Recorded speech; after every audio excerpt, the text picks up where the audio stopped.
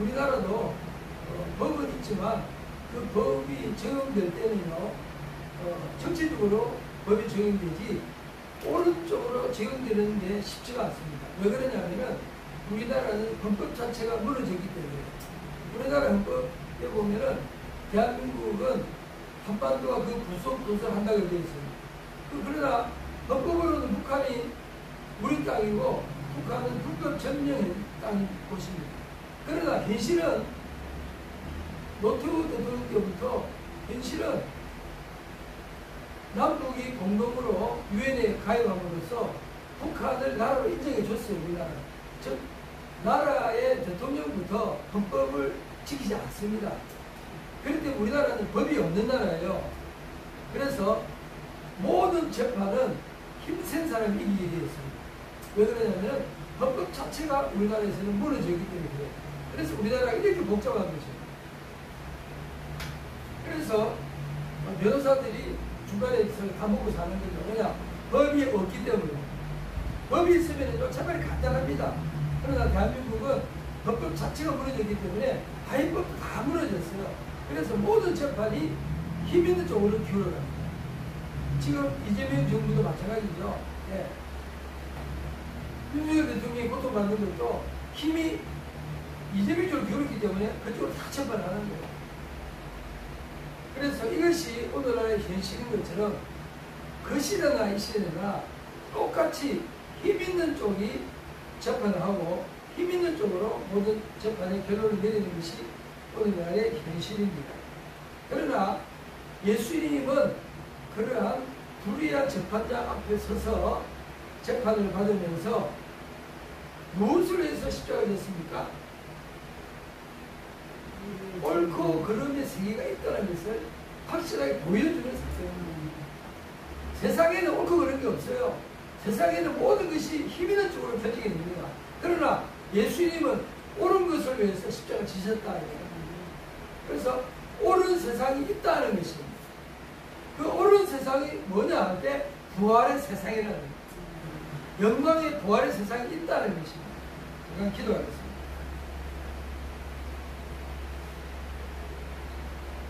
하나님 아버지, 세상은 법치 국가가 이 지상에 만들어지는 것이 쉽지가 않습니다. 법치 국가가 되어서 법 아래 평등합니다. 얼마나 좋겠습니까? 그러나 현실은 그렇지 않습니다. 하나님 아버지, 예수님은 진리를 위해서 십자가 지셨습니다. 진리의 세상에 올 때 비로소 옳고 그름이 분명하게 드러나는 걸로 믿습니다. 그리고 주님께서 부활하심으로 진리의 세상에 있음을 선포하여 싸우니 우리가 예수 그리스도를 붙잡고 영생을 얻은 하나님의 자녀답게 이 땅에서 살게 하여 주시옵소서. 주께서 말씀을 열어주시옵기를 바라고 우리 주 예수 그리스도 이름으로 기도하옵나이다. 아멘. 오늘 본문에 보면은 두 종류의 죄수가 나옵니다. 바라바라 하는 유명한 죄수가 있고 또 그리스도 예수, 여기 17절에 보면 그리스도라 하는 예수, 그리스도라는 예수가 또 죄인이 되어가지고 법정에 섰습니다. 그런데 놀랍게도 바라바라고 하는 이 사람도 이름이 예수의 예수 바라바. 그리고 예수님은 그리스도 예수. 그러니까 예수라는 이름은 그 시대에 예수님 혼자만 가지고 있는 것이 아니라 그 시대가 어두웠기 때문에 예수라는 이름은 구원자라는 뜻인데 구원자라는 이름으로 낯선 사람이 많다는 뜻입니다. 오늘날도 마찬가지죠. 구원자라는 이름으로 낯선 사람이 많은데 누가 정말 메시아 그리스도냐는 문제에 부닥치는 것입니다.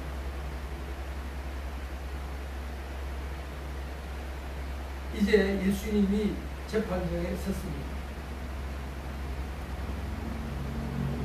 총독이 빌라도 총독이 예수님께 물어봤습니다.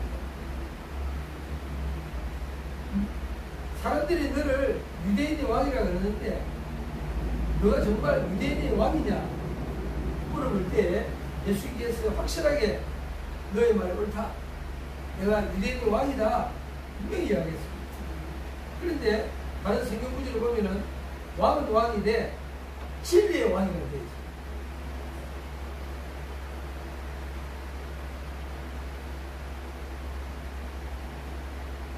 대제사장들과 장로들이 예수님을 고소를 하는데 예수님은 입을 다물고 아무 대답도 하지 않고 있습니다.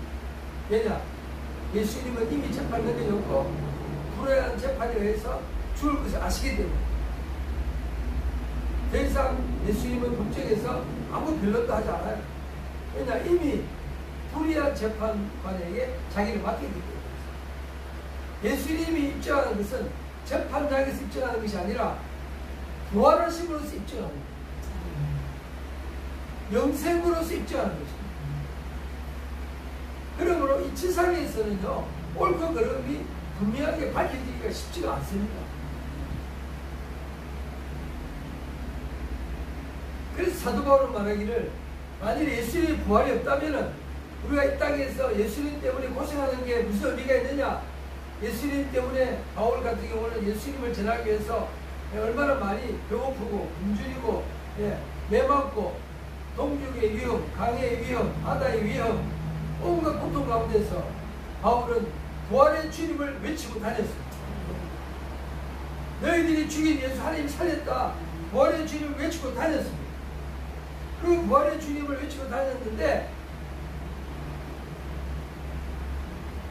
예수님께서 십자가상에서 빌라도 앞에서 자신이 변호하지 아니하시고 부활하심으로써 예수님은 자신의 말씀이 진리라는 것을 증명을 하셨다 이야기입니다. 그래서 그리스도인은 부활신앙을 가져야 됩니다.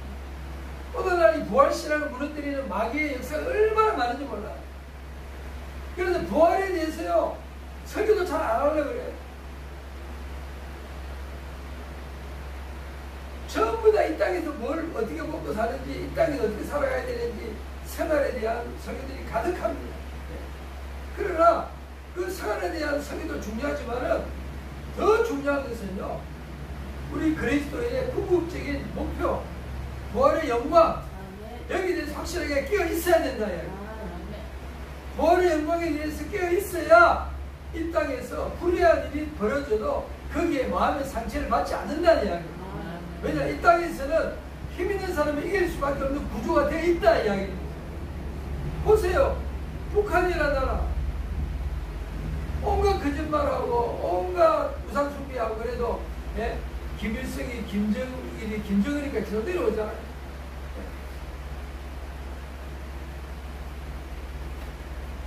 그러나 우리 그리스도인이 믿는 건 뭐냐?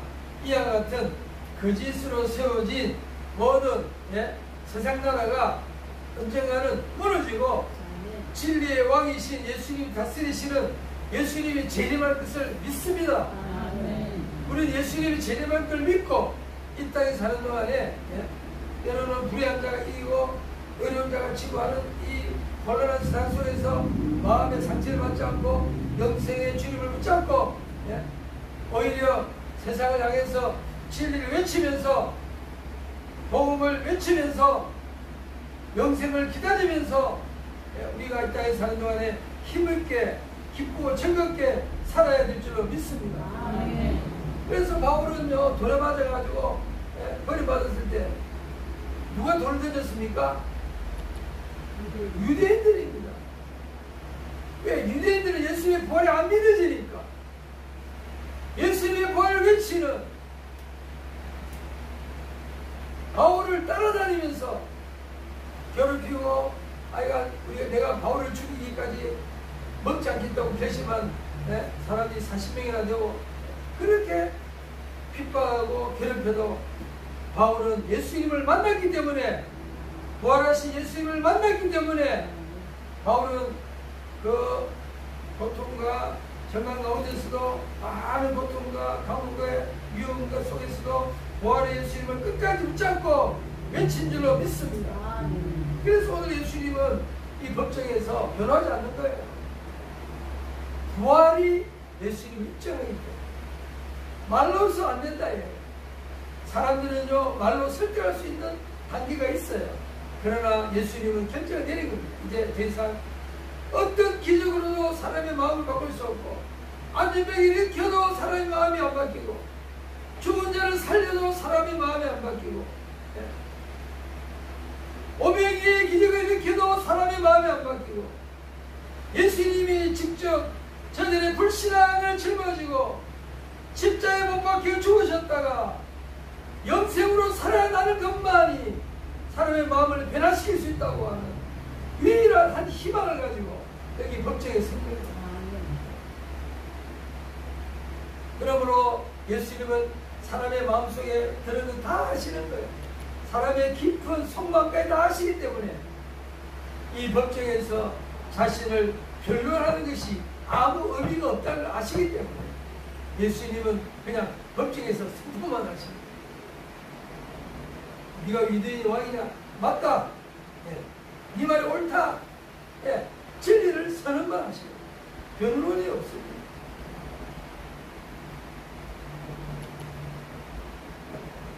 대제사장들과 장로들에게 고소를 당하되 아무 대답도 아니하시느니라. 이에 빌라도가 이르되 저희가 너를 쳐서 얼마나 많은 것으로 증거하는지 듣지 못하였느냐. 그렇죠. 오늘날 법정에 서면은 검찰이 계속 고소를 하면은 변호사가 이렇게 변호를 합니다. 이중구조로 되어 있습니다. 그러나 예수님은 변호사도 필요 없고 그냥 사실만 외치고 아무 변호도 안 해요. 빌라도가 너무 당황했습니다. 빌라도가 당황해가지고 아니 너를 쳐서 얼마나 많은 것으로 증거를 하는데 너는 왜 아무 대답도 하지 않느냐. 그리고 재판장 총독 빌라도가 심히 기이 여겼다 되어 있습니다. 지금까지 수많은 재판을 했지만 변론을 하지 않는 한 인간을 처음 만났다 이야기입니다. 변론을 하지 않고 침묵하는 한 인간을 처음 만났다 이야기입니다. 그러니까 빌라도가 너무나 기이하게 여겼다 이야기입니다.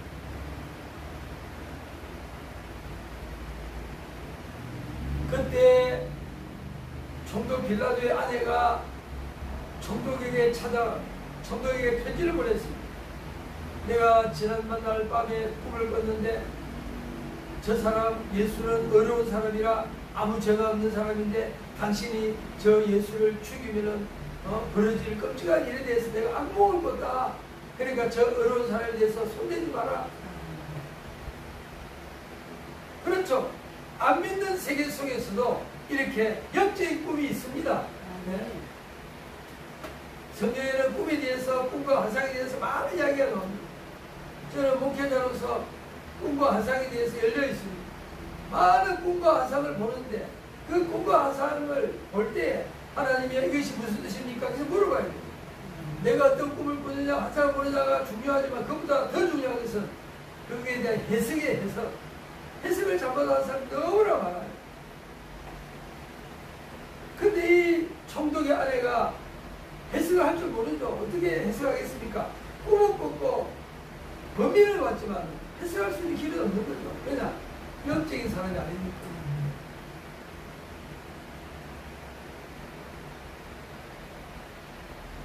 그래서 자기의 범인을 자기 남편에게 말하는 거 외에는 아무것도 할 거 없었어요. 그리고는 내가 저 사람 때문에 너무 밤에 고통에 당했는데 저 사람 그냥 해를 끼치지 말고 그냥 내버려두면 좋겠다. 숙박시켜 주겠다는 뜻입니다.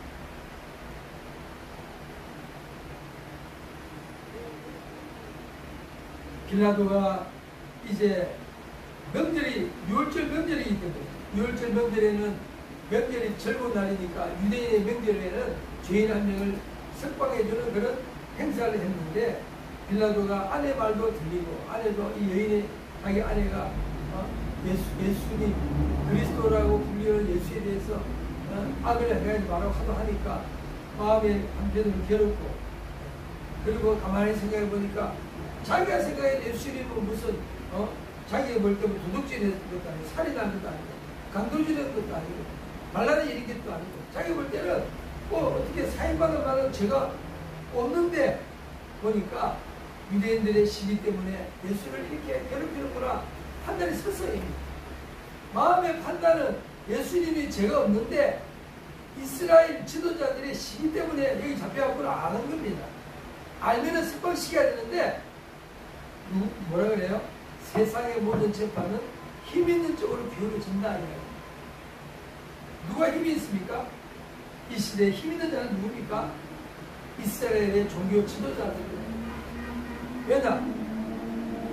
로마가 이스라엘을 점령해서 총독 정치를 했습니다. 총독은 가서 세금 거두는 사람이고 거기에 군사를 보내가지고 세금 거두는 사람이고 실제적인 이스라엘의 지배권이 어디 있느냐면은 장로와 대제사장들과 서기관이라고 하는 이스라엘의 지도자들한테 실제적인 통치권을 주고 세금과 관련된 통치만 로마가 했다 이야기. 군인들 데리고. 그래서 그 이스라엘의 지도자의 눈치를 봤기 때문에 시기로 넘겨준 줄 알면서도 그들의 말에 귀를 기울일 수밖에 없고 그래서 제안을 하는 거죠.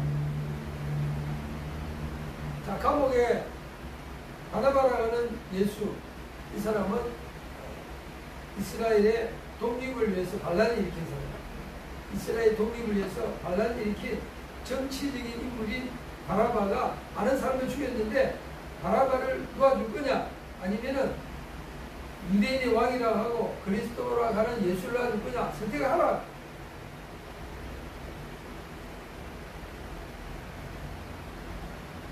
여기까지 메시지가 오늘 본문의 메시지고 19절까지 여기까지 제가 본문을 잘랐습니다. 그래서 오늘 여기서 알고 싶은 건 뭐냐? 그리스도라는 예수, 그리스도 예수 그리스도라는 말이 이미 소문이 퍼졌는데 이것이 실제라고 빌라도가 믿지 못했다니까요. 그리고 빌라도 안에도 믿지 못했다니까요. 그리고 아무도 그 시대 어느 누구도 그 시대에 그리스도 예수, 메시아 예수라고 하는 그 예수님의 메시지를 아무도 못 받아들이고 결국은 예수님 스스로가 입증해야 될 상황에 왔다는 이야기입니다. 그래서 진리는 나의 삶으로 입증하는 거예요. 예수님의 부활은 나의 삶으로 입증하는 거예요. 입으로 입증하는 것이 아닙니다. 내가 어떤 상황에서도 부활하신 예수를 믿고 영생을 믿고 기뻐하고 즐겁게 살면은 그것이 예수님의 부활을 입증하는 것이라. 내 삶으로 입증하는 거 외에는 없다 이야기. 예수님이 삶으로 입증하는 것처럼 우리도 우리의 삶으로 예수님에 대한 믿음을 입증해야 된다 이야기. 그렇게 삶으로 입증하신 분들이 초대교회 열심히 사도였다 이야기. 그들은 물질을 초월했어요. 초대교회 보면은요, 예수님의 부활의 영광이 너무나 강렬해가지고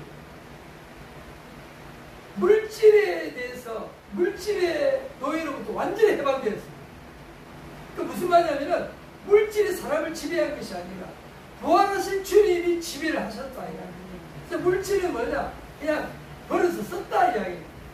물질이 노예가 안 되고 물질이 있어도 기쁘고 없어도 기쁘고. 네? 초대교회의 영적 상태가 그렇게 했다는 이야기. 오늘날 한국교회가 회복해야 될 것은요, 영생에 대한 깊은 믿음.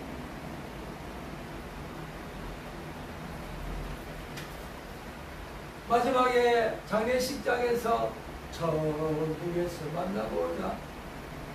마지막 장례식장에서 소망 가운데서 예수님의 부활을 기다리는 이런 신앙은 우리의 삶의 에너지가 되지 못해요. 잠시의 위로로 끝나는 것입니다. 그러나 예수님의 부활이, 예수님의 재림이 우리에게 실제적인 힘이 되고 능력이 되고 우리의 삶의 한 중간에서 생명의 역사가 나타나도록 우리는 성령을 구해야 됩니다.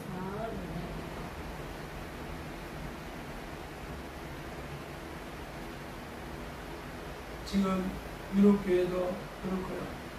너무나 많은 그리스도인들이 예수님의 부활에 대한 그 메시지가 약해요. 약하다 보니까요. 그냥 종교 혼합주의로 다 가고 있습니다. 불교도 좋고, 네? 힌두교도 좋고.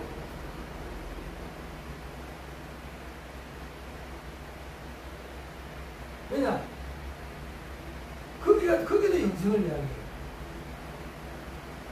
불교도 영원한 것을 이야기해요. 영원한 것을 이야기하는 것으로만 통하게 된다. 얼마나 끔찍한 거짓말인지 모릅니다. 예수님의 부활은 그냥 영원한 게 아닙니다. 죽을 몸이 죽지 아니할 몸으로, 썩을 몸이 썩지 아니할 몸으로 영원히 사는 거예요. 그렇게 외치는 메시지는 성경밖에 없습니다. 그런데 영생에 대해서, 부활에 대한 메시지 약하다 보니까 그냥 영생에 대한 이야기만 하고 영생에 대한 희미한 그림자만 있어도 다 통합이 된다. 이렇게 해서 오늘날 혼합주의로 가고 있습니다.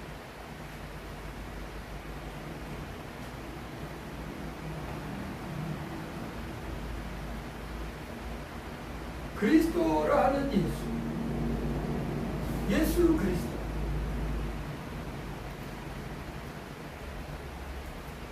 역사 속에 부활하신 주님을 실제로 만난 분이 바울이지 않습니까? 바울은 예수님이 부활했다 그러니까 전부 다 바울이 어떻게 했어요? 예수님이 부활했다고 하고 외치는 스데반을 돌로 쳐서 죽이는 그 현장에서 그래, 너 잘 죽어야 된다. 너 잘 죽는다. 라고 옆에 지켜봤던 사람이 바울이다. 그러나 그 바울에게 부활하신 예수님께서 직접 빛 가운데 나타났을 때 바울은 끄끄러지고 넘어졌어요. 주여 누구십니까?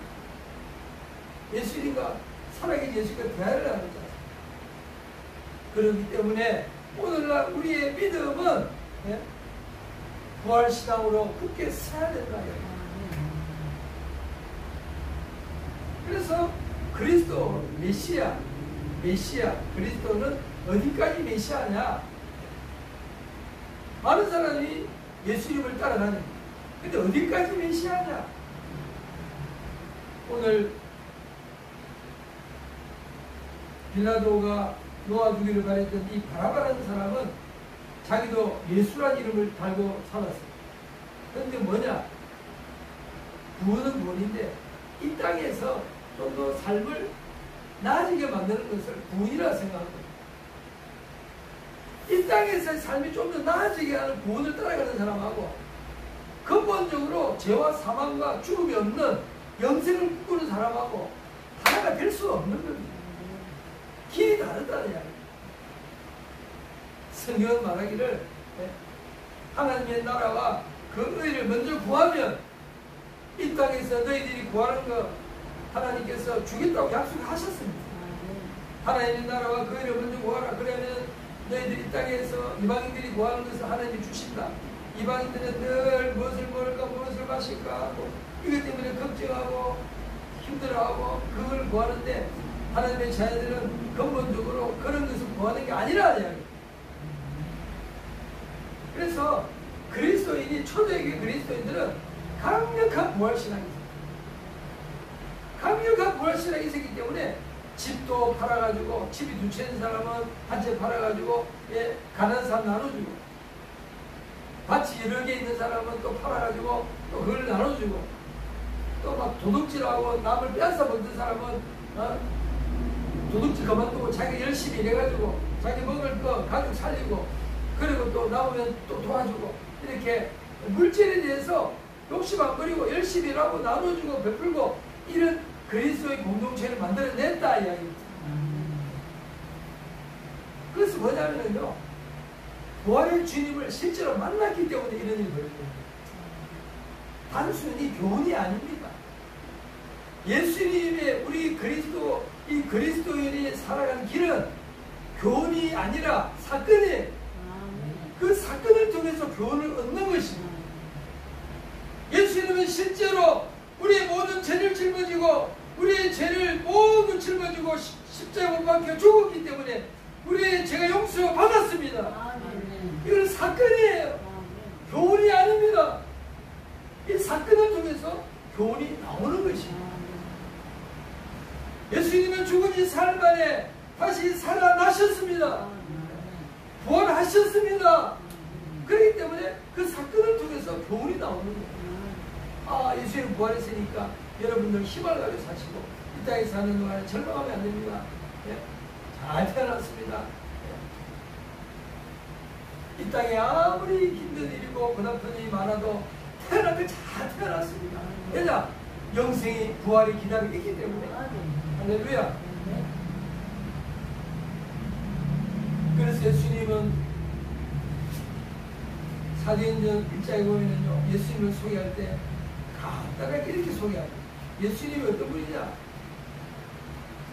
사도행전 1장 1절에 여길로여 내가 먼저 쓴 글에는 무릇 예수의 행하시며 가르치시기를 시작하시부터 행함이 먼저 나옵니다. 사건이 사건이 먼저 나오보다는 가르침이 나옵니다. 그래서 예수님의 가르침은 예수님의 삶으로부터 나오는 거예요. 그래서 예수님은 제자들을 불러서 나와 같이 살자 그랬어요. 나와 같이 있자. 거기 잡는 베드로를 불러가지고 같이 먹고 마시면서 같이 다녔어요. 예수님의 삶을 보여줬다.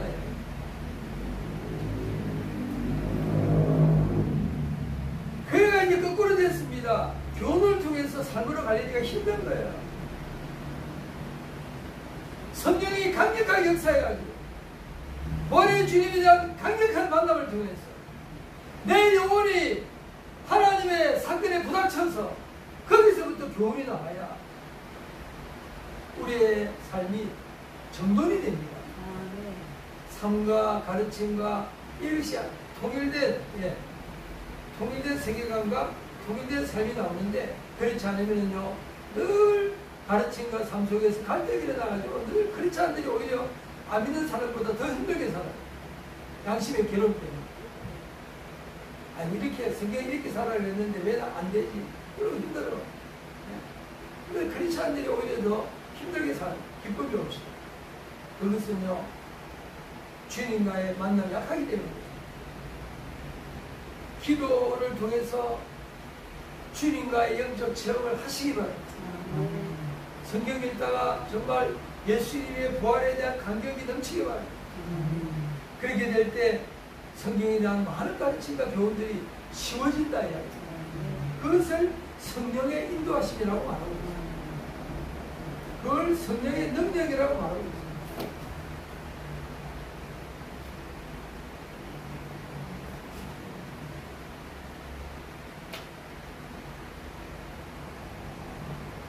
오늘 예수님은 친구이셨습니다. 우리가 이 예수님의 십자가 사건에서 볼 때요, 오늘 여기서 우리가 볼 수 있는 건 뭐냐? 말로 설명할 수 없는 우리의 삶의 아픔이 너무 많다는 거죠. 설명할 수 없는 많은 아픔이 있다는 거죠. 고통스럽고 힘들고 오해받고 하는데도 무슨 말로도 그 오해를 풀 수 없고 그 삶의 고통이 한가운데 있을 수가 있다냐. 그래도 우리는요 침묵할 수밖에 없다. 내 삶으로 나의 신앙을 입증해야 될 순간이 온다는 것입니다. 그것을 예수님께서 오늘 본문에서 우리에게 보여주고 있습니다.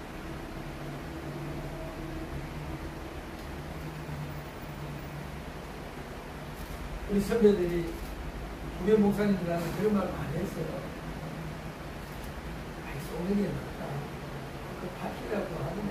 그냥 쏘고 넣어보자. 우리 선배들이 그 이야기 많이 했어요. 그럼 저는 무슨 말인지 못 알아듣겠더라고요. 근데 인생을 살아보니까 정말 그게 그럴 수가 많아요. 설명을 안 되는 부분이 많아요.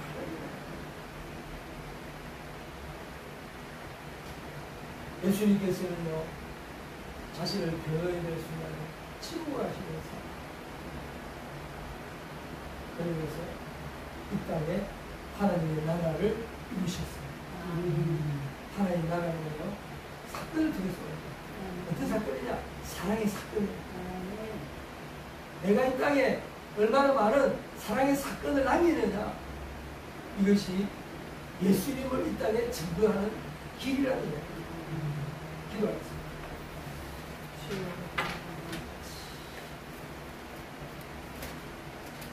하나님 말씀 가운데서 본문에 따라서 많은 가르침과 교훈이 있을 수 있습니다. 그러나 오늘 본문을 통해서 예수님의 친구를 통해서 진리를 향해서 나아가는 예수님의 모습 속에서 우리는 또 교훈을 삼아야 될 줄 믿습니다. 주의 집에서 기도하면서 하나님 아버지여, 친구할 때는 친구하게 하시고 소리칠 때는 소리칠 수 있는 지혜를 허락해 주시옵소서. 예수님이 소리칠 때 많았습니다. 그러나 어떤 때는 침묵하셨습니다. 그래서 하나님 구합시다. 하나님의 나라를 위해서 어떤 때는 외치게 하시고 어떤 때는 침묵할 수 있는 영적 지혜를 허락해 주시옵소서.